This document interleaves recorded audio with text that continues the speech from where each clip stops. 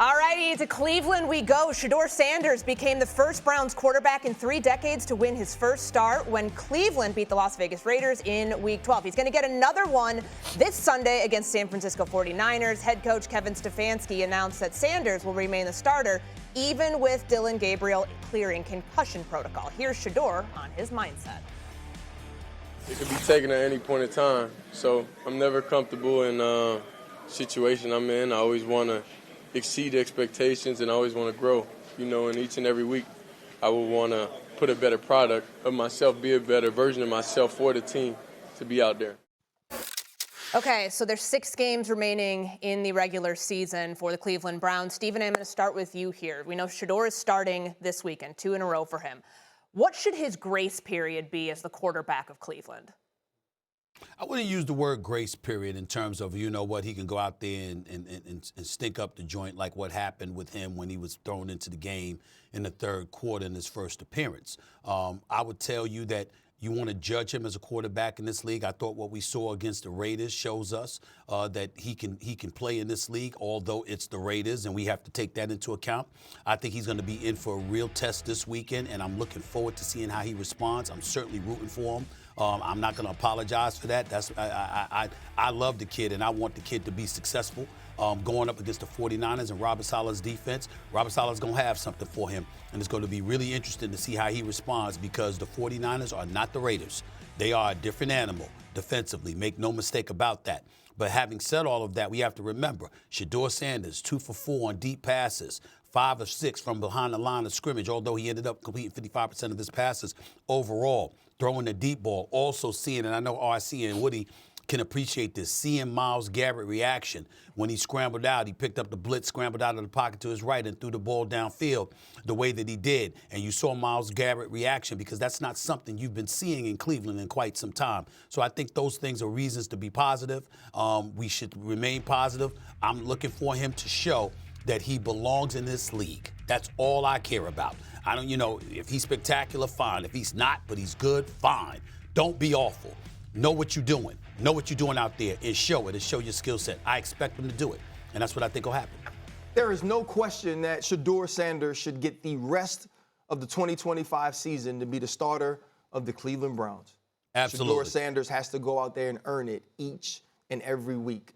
We've seen this process for Shedeur Sanders. We all lamented the fact that he ended up being a 5th-round draft pick when our evaluation said he should have been picked higher. He was 4th on the depth chart during training camp. He was 3rd on the depth chart at the beginning of the season. And I said then, if Shedeur Sanders is going to play, that means that everyone else has failed. Everyone else has failed, y'all. Mm-hmm. We know that Dillon Gabriel isn't the quarterback of the future for the Cleveland Browns. In 6 starts, his longest pass was 26 yards. You just talked about what Shedeur Sanders was able to create by improvisation and getting outside the pocket and pushing the football down the field to Isaiah Bond. Jerry Jeudy had a fumble on another play created by Shedeur Sanders. Shedeur Sanders should get more opportunities with the first teams, more opportunities to practice, and more opportunities to show his ability to lead a football team this season. And we know that Kevin Stefanski is going to make him earn that each and every week, but this shouldn't be a short leash situation. Kevin Stefanski behind the scenes should be going to talk to Shedeur each and every day and say, right now, this is your team. This is your opportunity to show us that even with the draft capital that we have gained for the next few years, we don't need to use it on a quarterback. We need to use it to build a team around you because you are the guy that we've been looking for. Yeah, listen, for me, earn, not given. Earn, not given for Shedeur Sanders. We know that he has the NFL traits. We've seen the arm. We saw the pass last week, against the Las Vegas Raiders, where he, got outside the pocket and made that spectacular play. I believe it was a 54-yard play down the field. Shedeur Sanders had more 30-yard plus plays in last week's game than all of the quarterbacks combined.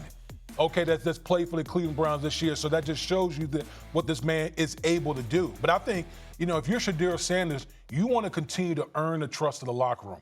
Because as you saw on the sideline with Myles Garrett in that one play, that 54-yarder that I spoke of, though clearly his teammates see what this guy's capable of, But I think ultimately at the end of the day, you got to continue to earn the trust from the locker room. So as long as he continues to play, produce, and show not only Kevin Stefanski, but the guys in the locker room that, hey, I'm the guy that can captain this whole ship here, then to me, that's the best way moving forward. Yeah, I mean, the trust of the locker room, how does that get built? Over time. Becoming an NFL quarterback, showing you belong, like you said, Stephen A., that comes over time. Nobody can show that in 2 games. So if I ask you, Stephen A., what specifically do you need to see from him to show he can be a long-term starter in the NFL over 6 games? It's obviously not going to be a perfect picture, but what do you think that needs to be?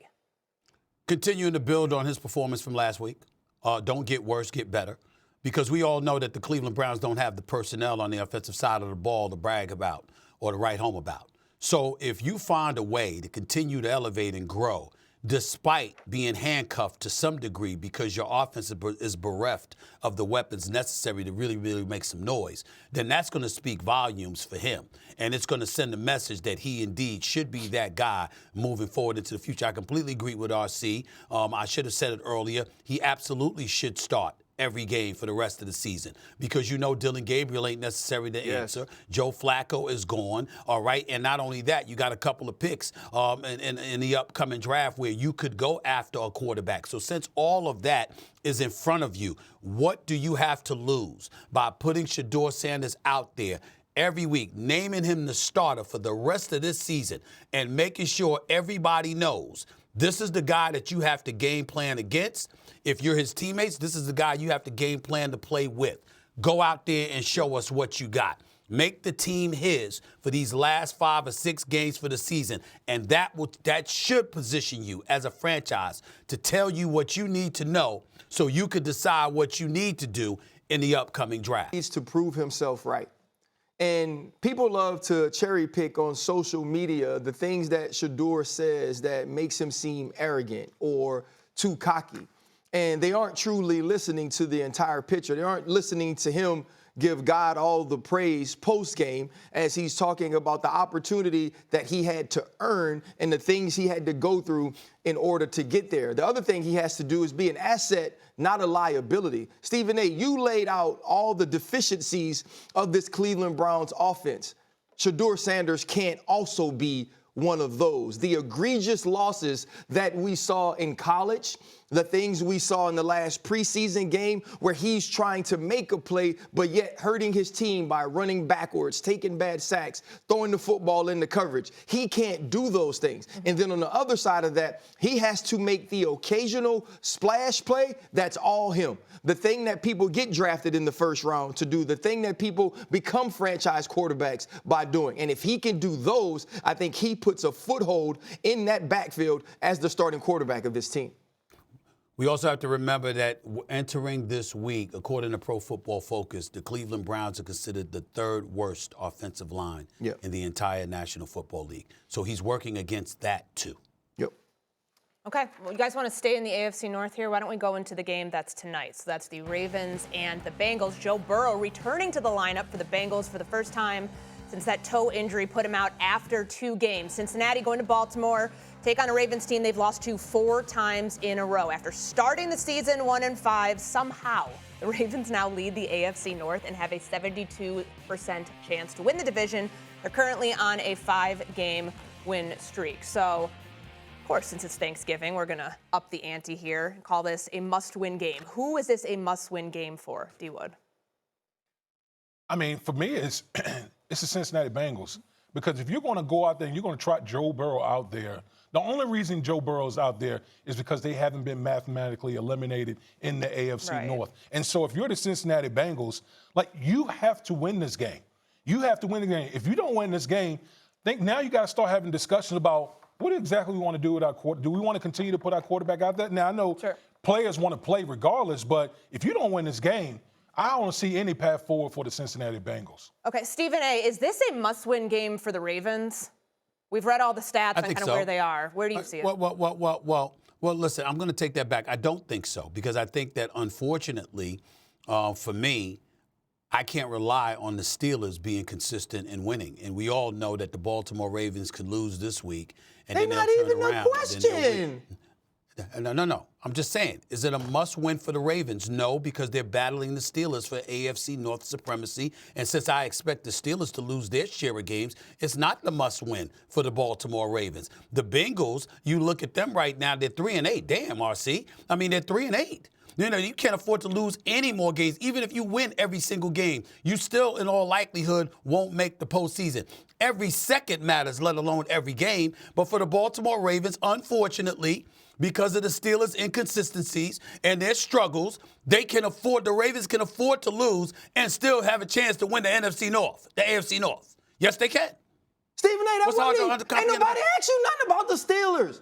It's a must-win game. Courtney asked about the Ravens. Against? Courtey asked about the Ravens. And you know what you got to... Who are the Ravens? Who are the Ravens tied with? Who are the Ravens tied with in the AFC North? The Steelers, but you ain't got to say nothing negative about them to say something positive about the Ravens.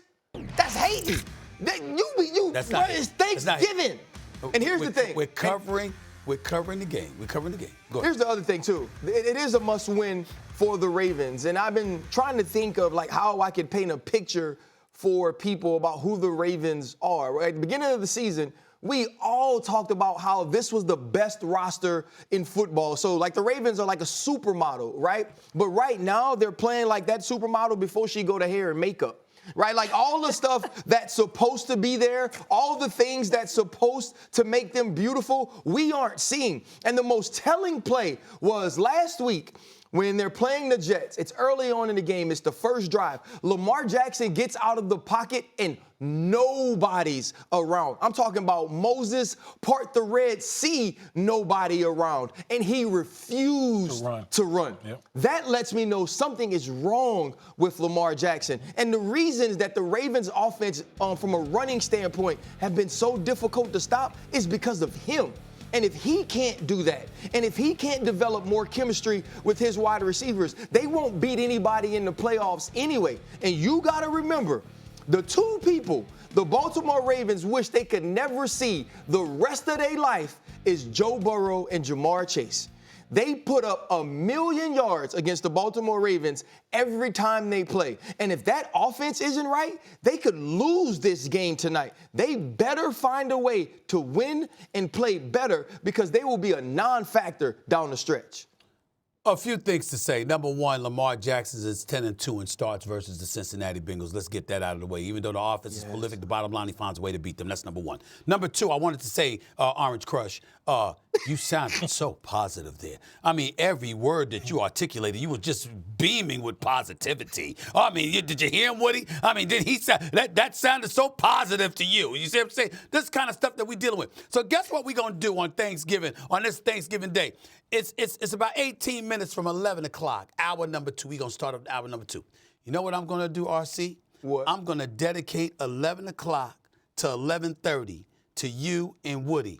And I'm going to cover and to all the athletes out there, all the sports. All positivity? I'm going to talk about sports the way y'all want me to. It's not me. America, it won't be me. This is me giving. I'm gonna cover this. I'm gonna give commentary the way the RCs of the world and all the athletes, all the sports world. From 11 to 11:30, I'm dedicating this to y'all. 17 minutes away. You good with that? You sure you're good with that? God rest his soul. You remember when Kobe came out in that playoff game and he just passed the ball the entire time? Yeah. Because everybody was talking about he shot too much. I was there. Hey, don't you do that. It was against Phoenix, Game 7. Game 7, yeah, don't you do that. I was there. Do you know that game? Do you know that's the maddest? I think that's one of the maddest times I've ever been. I flew from LaGuardia Airport in New York to Phoenix for that damn Game 7 when he did that. Do you know that? Oh, I was ticked off. But that's all right. All right. Oh, man. You're making a lot of declarations today, Stephen A. I'm going to hold you to this.